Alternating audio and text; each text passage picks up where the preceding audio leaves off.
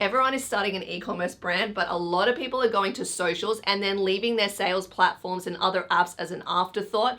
But I'm going to talk you through exactly how you should be setting up your business before you even launch, before you even get onto socials, so that you can actually nurture everyone that is coming from socials into things like an email flow, into upselling, making sure that you're collecting their data correctly so that they can make a purchase further down the track and you just don't lose them in the social media algorithm or the abyss of all of your link in bios. I've been working in the e-commerce space now for 8 years, and I've worked a lot with small business startups, ones that don't have the money to be outputting into paid advertisements straight away. So what are the things that you need to do to put into place to make sure that you have a solid foundation to actually start selling your products, right? When we're first starting out in business, we have so many people talking to us from different expertise levels. We have different YouTubers, we have different people on social media, TikTok channels, and we get so honed into one particular thing, that's usually social media, that we have to do it well in order to actually make sales. My expertise is in email marketing, but I've also been a social media manager and an e-commerce manager. And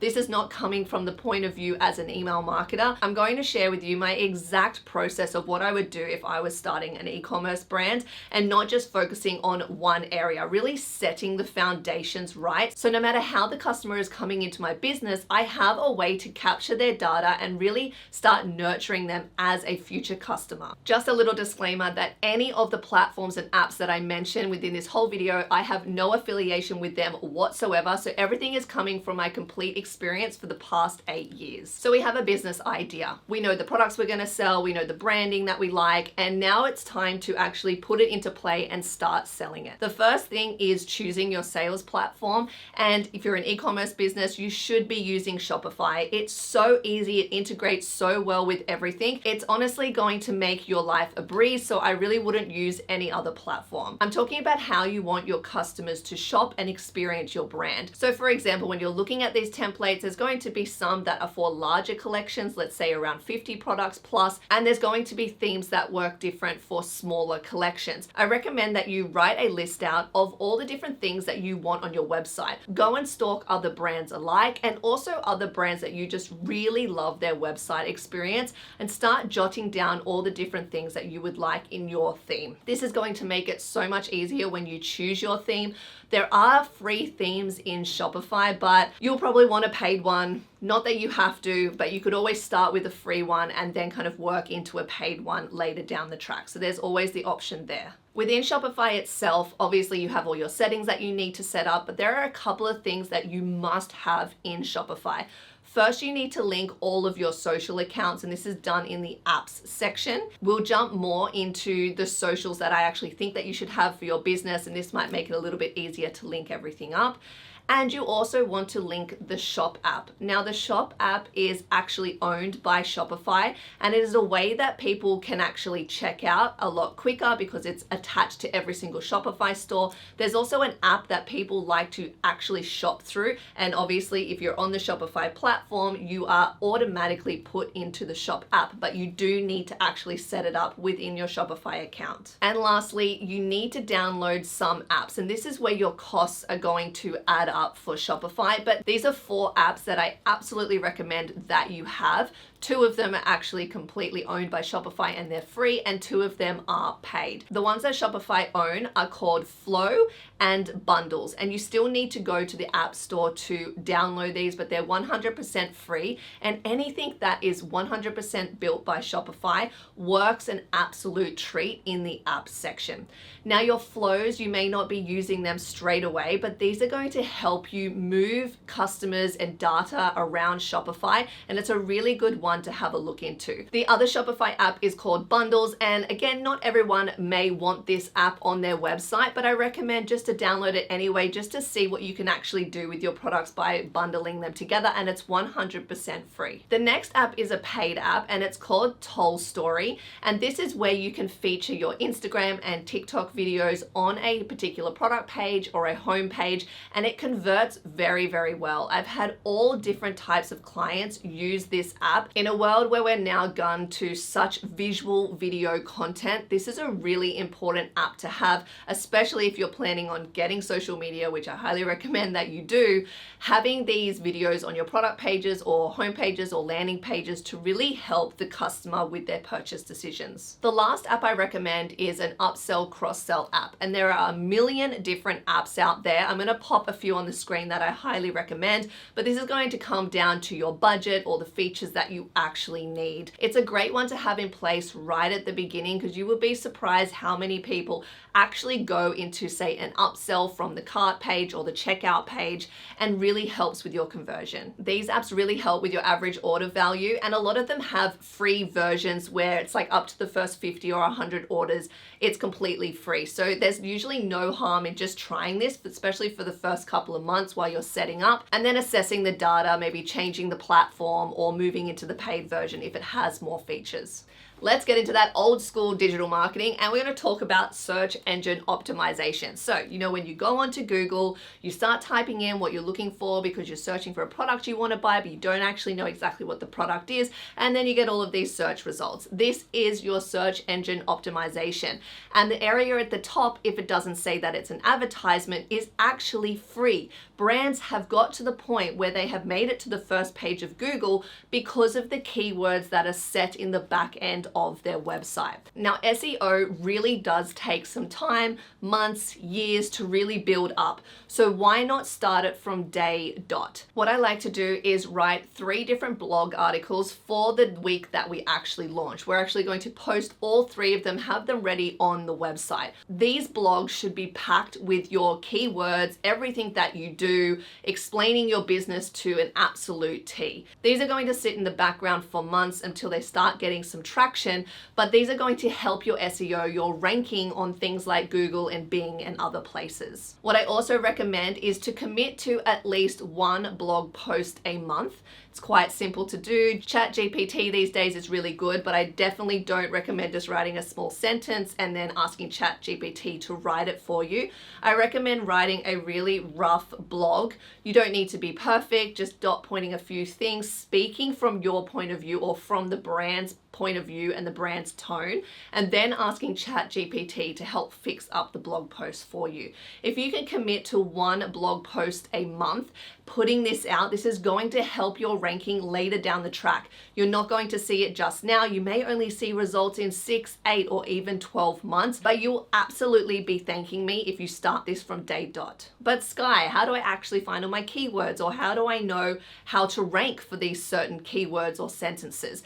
And this brings me into Google Console and Google Analytics. These are 2 different platforms that you need to sign yourself up to. Make sure that you're linking your website to these as well, and you'll be able to feed through both of these platforms to see your different keywords and to see where you're ranking. And this is where you're going to get some ideas for your blog posts, as well as jumping onto Google and literally just typing a sentence on the first page of Google. As you scroll down, you'll see that there is a little section there which has suggestions of what other people are searching for. Another way to do this, if you haven't heard this already, which is answerthepublic.com, jumping in this website, popping in what you think your keywords are or what you think the key sentences are, and it will spit out so many different options for you to use in your blogs and have a starting point. Moving on to my favorite thing in this world, which is email marketing, and you should definitely be integrated with Klaviyo if you are using Shopify. You jump into your settings, you integrate it, they work together so seamlessly, all the information is shared, and they have a great help center. So if you ever have any questions, jump over to Klaviyo and just ask away. Now you have your email marketing platform, you need to think about 3 different areas of your platform.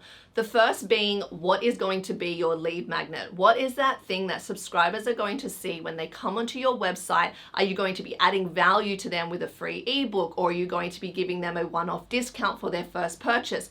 Really thinking about what this lead magnet is going to be, because this is going to be a really important part of your whole sales funnel and a way that you're going to capture email addresses so that you can further nurture them down the path and actually make a sale from them rather than just losing them into the abyss of social media algorithm. This is a way for us to capture their email address and then help them to make a purchase decision or become really brand aligned and become a brand that they trust and want to hear from, which we hope that they're going to make a sale from us. But there are 4 different customer types out there and everyone needs a different type of timeline or nurture phase for them to make that first purchase. The next section in your email marketing is going to be your email automations, or as Klaviyo likes to call them, your flows. Now, I constantly harp on about having 5 foundational automations set up in the first place because this is going to cover the whole customer journey. So just like anything, and talking about our sales platform, if we don't have our foundation set up correctly, we are just going to lose customers without one even getting their information or their data, or losing them because we've only set up one part of our email automation and we don't know how to further nurture and engage with them. So there are 5 email automations that you should have set up, and that is your welcome, your abandoned checkout, your post-purchase, your win back, and your sunset. I've recently done a whole video on this, so you can access that up there. It gives you much more in-depth detail. The next section of your email marketing is your campaign emails. So these are your newsletter emails that are one-off emails going out usually once a week or a couple of times a week. Very different to the email automations. Email automations are like a funnel, and the way that your subscribers get into those funnels depends on different actions they've taken on your website or if they've made a purchase. With your email campaigns, you want to be creating your email marketing calendar, which should also double as your marketing calendar, to be honest. And you need somewhat of a strategy and a plan on how many emails you're going to be sending a week. You really need to stay consistent to show up in the inbox. I have a whole course on this and I'm going to link it below as well. If you really want to get serious about email and make sure that you are doing it right from the beginning, this strategy is very, very important, because staying in the inbox is super important, but also staying there for the right reasons and not getting pulled into spam. Now we have Shopify ready to go. This is where we're going to be making those sales. And we also have our email marketing ready, which is a place where we're going to collect our leads, but also nurture and continue the relationship with our customers. We are now ready to jump into the world of social media and deciding what social platforms are right for the business.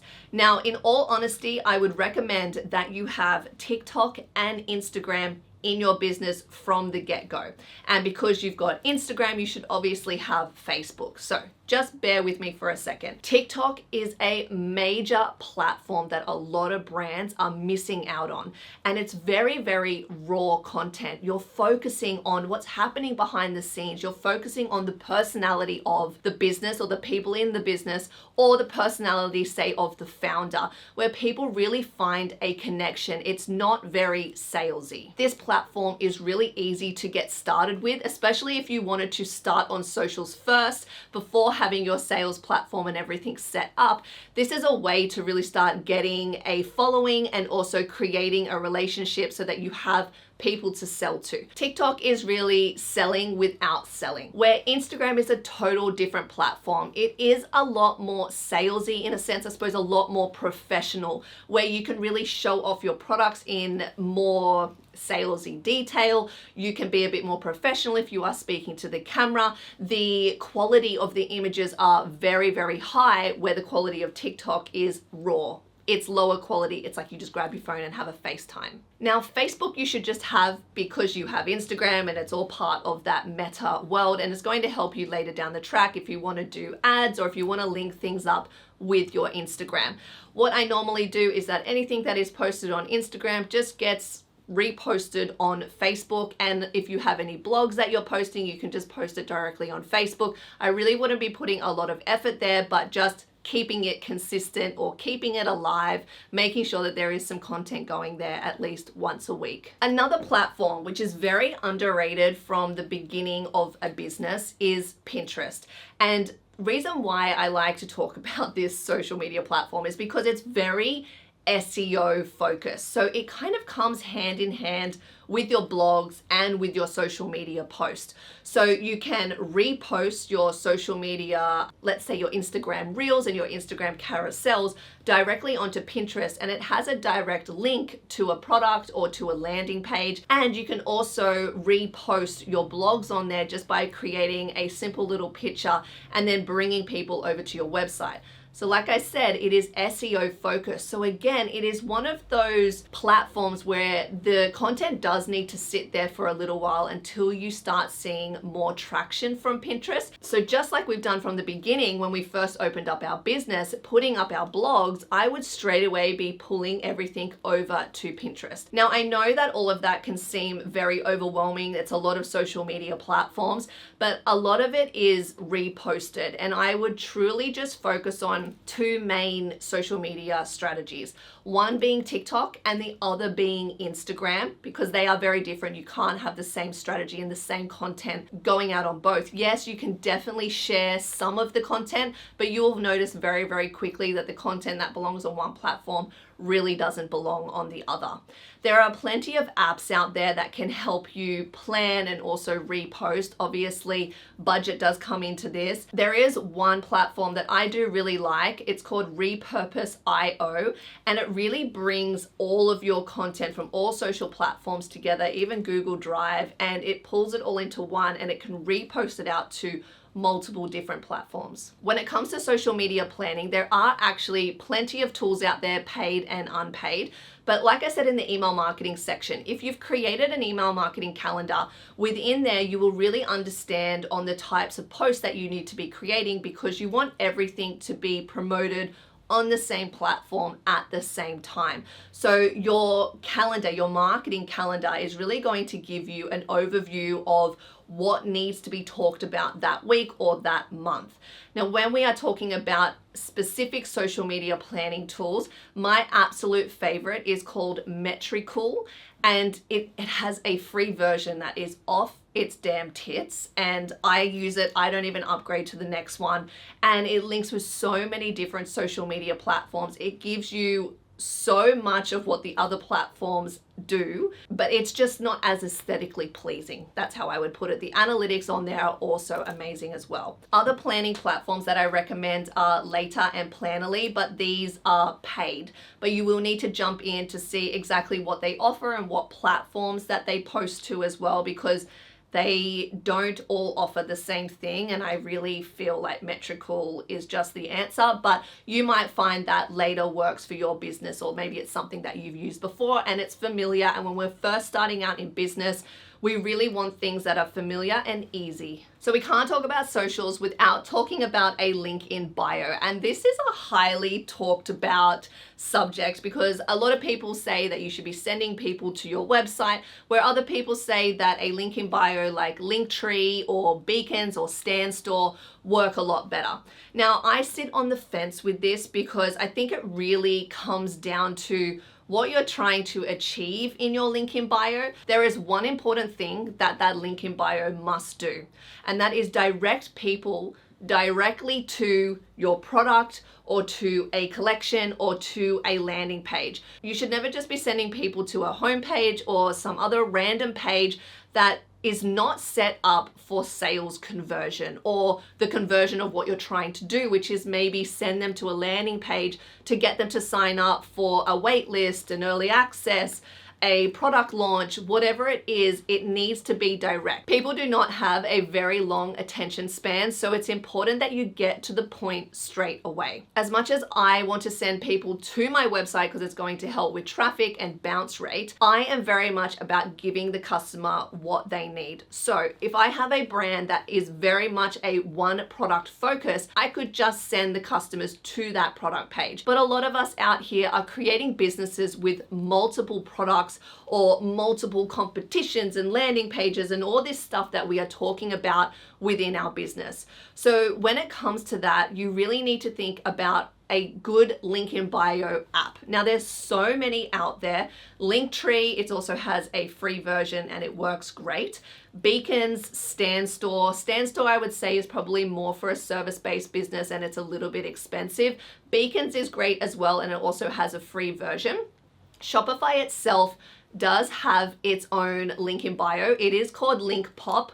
I personally don't love where it's at right now. I think the layout, I just think the user experience of the app is just not at the point where it's good enough to put as a link in bio, but go ahead and see if it matches your aesthetics. The planning platforms like Later and Plannerly also have link in bios. You usually have to pay extra. I personally remember Later's link in bio being much better than Plannerly, but I haven't used them for about 6 months. Within your link in bio, you want to be direct. You don't want to have the about page and your contact page.